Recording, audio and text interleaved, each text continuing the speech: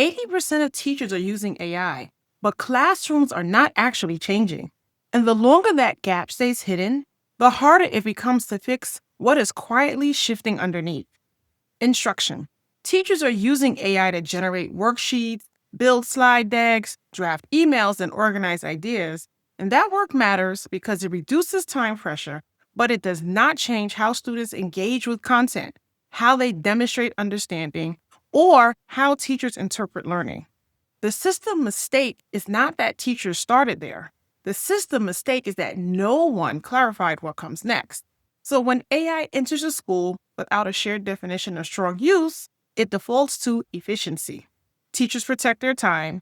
Students, however, use the same tools but differently.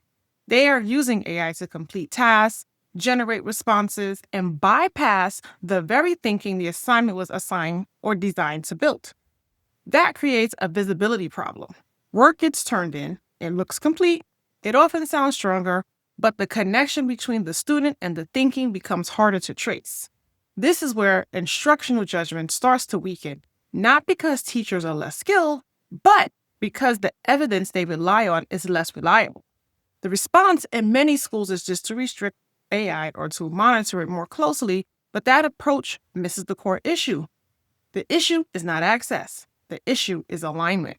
If teachers are using AI to speed up creation while students are using AI to complete those tasks, the design itself becomes the problem.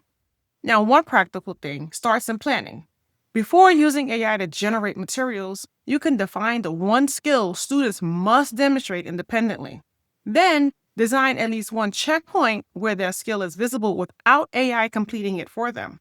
Now, that may look like a short written explanation, a discussion, or a quick conference where the student explains their reasoning.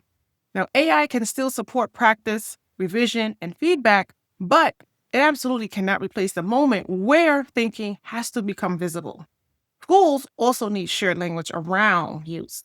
Where does AI support learning, and where does it replace it? Without that clarity, every classroom becomes its own experiment, and patterns remain hidden. So for leaders, this is not about stopping use, it's about examining it. What are teachers actually doing with AI? Where is it helping? Where is it weakening visibility? And where are students relying on it in ways that change the task itself?